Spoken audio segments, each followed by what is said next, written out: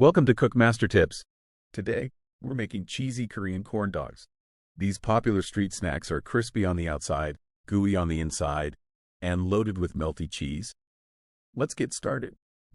Ingredients: 4 hot dogs or sausages, 4 mozzarella sticks, 1½ cups all-purpose flour, 1 tablespoon sugar, 1 teaspoon baking powder, 1 large egg, 3/4 cup milk, panko breadcrumbs for coating, oil for frying, optional, ketchup, mustard, or sugar for topping.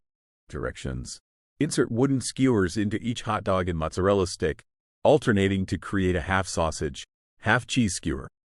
In a mixing bowl, combine flour, sugar, baking powder, egg, and milk to form a thick batter.